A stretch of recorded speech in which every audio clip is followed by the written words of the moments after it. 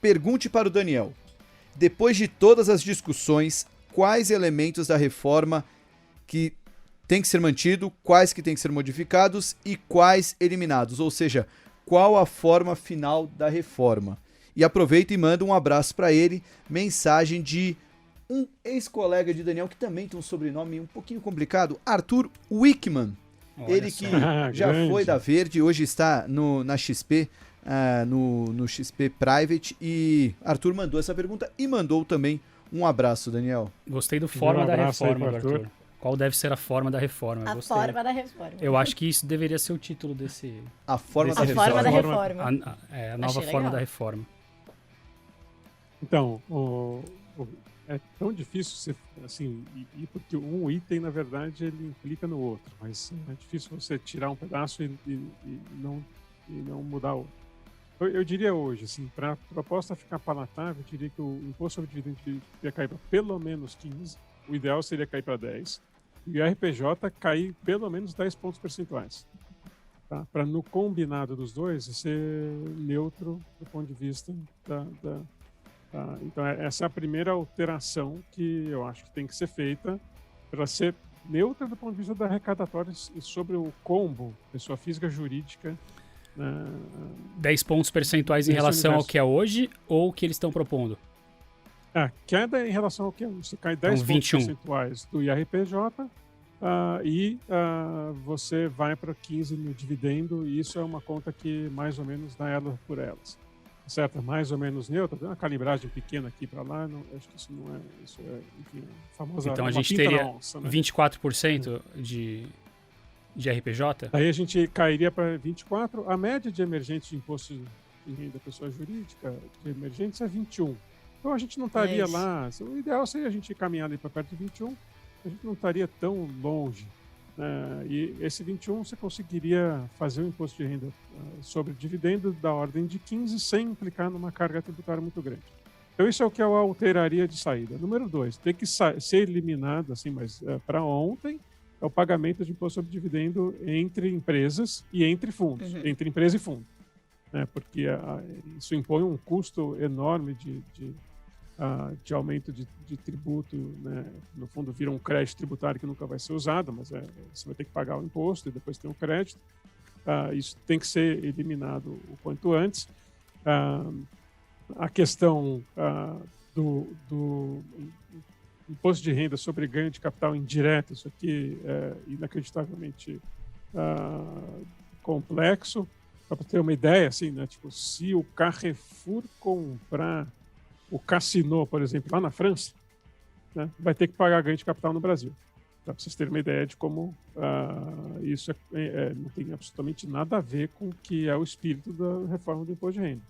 Por quê? Porque indiretamente você vai estar tendo um ganho de capital, porque o Carrefour no Brasil vai ser dono do Pão de Açúcar no Brasil, então você vai estar tendo uma operação no Brasil, então você vai se obrigar a pagar o ganho de capital no Brasil também, pela reforma tributária. Então, enfim, isso tem que ser eliminado, que não tem muito. Eu acho que toda a parte offshore deveria cair, não deveria ser tratada, porque acho que vai acabar com o investimento em private equity e venture capital no Brasil, que é tão importante, e infraestrutura. Toda a questão dos fundos, eu falei, a pejotização deveria diminuir a zero o limite do dividendo. Todo o dividendo para a pessoa física é tributado, tá? Desde o zero, ganha dividendo paga como qualquer pessoa. Não tem porquê uma pessoa que ganha até 20 mil reais de dividendo ser isenta e um que ganha 20.100 reais pagar 15% sobre de imposto. Não tem nenhum motivo para isso. Quem ganha 20% ao mês de dividendo está entre os 0,5% mais ricos do país. Não tem nenhum motivo pelo qual você tem que dar uma exoneração tributária dessa magnitude. E ainda estão pedindo mais, né? Tem bastante gente dizendo que precisa ser maior ainda o totalmente equivocado. É isso, né? Exato. Eu manteria como está a questão dos fundos fechados. Tem uma discussão sobre o lucro, sobre a anterioridade do lucro e se você está pagando estoque. O lucro foi apurado quando a legislação era uma e você vai estar apurando, mas eu acho que é uma questão justa, deve ser feita. Mesmo JCP, da maneira como é utilizado hoje, me parece que as regras não são as melhores. Isso aí tem um argumento mais, enfim, mais debatível, mas eu acho que seria justo você reduzir o JCP. Enfim, acho que via de regra, assim, debate pronto, se eu não estou esquecendo de nada muito grande, são esses pontos.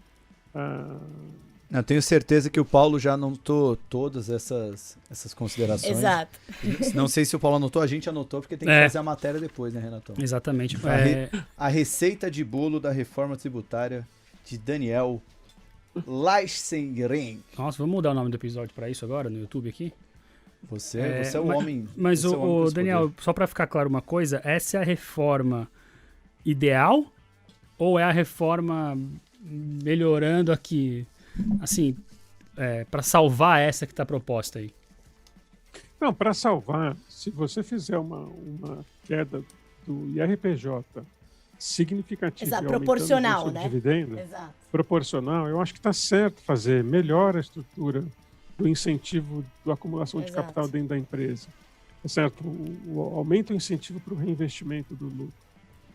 Eu acho que está certo, acho que tá, e não só isso, como você equaliza um pouco a questão das diferentes estruturas de apuração de imposto, de renda, como eu falei antes, né? O lucro real, o lucro presumido, o simples, que no final das contas tem uma desoneração muito brutal nas outras formas de apuração de lucro, que não o lucro real. Na hora que você passa a pagar imposto sobre dividendo, no final das contas você cria uma certa isonomia entre todas as pessoas. Porque hoje, na prática, quem está no lucro real paga uma alíquota de imposto absurdamente alta, e quem está no lucro presumido ou no simples paga uma alíquota de imposto muito baixa. Então, imagina duas empresas que fazem exatamente a mesma coisa, tá certo? Uma tem um faturamento de 79 milhões de reais, a outra tem de 77. Tá? Fazem a mesma coisa.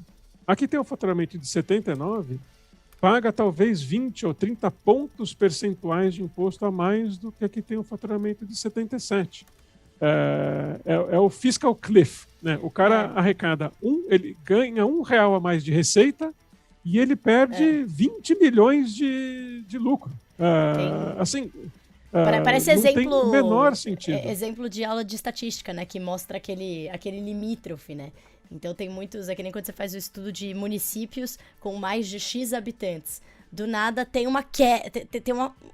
um buraco, como se não existissem municípios entre, sei lá, 10 mil e 11 mil. Por quê? Porque muita gente quer ficar ali, né? Vai dar a informação de que o município dela tem até tantos para conseguir alguns benefícios. Então é a mesma coisa, você cria um buraco na estatística ali, né? Que um monte de gente vai querer fazer o quê? Aí são as maracutaias para caber, né? No sistema que ela paga menos. Esse tipo de coisa, então, tributar dividendo e desonerar o IRPJ, eu acho que faz muito sentido e deveria ser feito. Né? Acho que dá para salvar essa reforma. Não é? Eu dei nota 0, talvez eu tenha sido exagerado. Vai. No sentido assim, eu tô trazendo ele pro meu 5, hein? Preencheu o cabeçalho. Preencheu o cabeçalho aí. Escreveu reforma tributária. Mas assim, que se passar o que está aí, ela é muito ruim, tá certo? Eu falei assim, tem como salvar. Aí, de novo, assim, a gente tem que tomar muito cuidado com essas histórias de que a reforma é neutra do ponto de vista tributário. Tá? A última vez que a Receita jurou de pé junto que era neutro do ponto de vista tributário, aumentou a carga tributária no equivalente hoje a mais de 100 bilhões de reais por ano. Certo? Batendo, assim, jurou, falou, não, imagina, é neutro. É que nem quando a mãe fala, não, esse remédio não tem gosto ruim. Né? Não vai doer. Quando falar isso, vai doer para o caramba.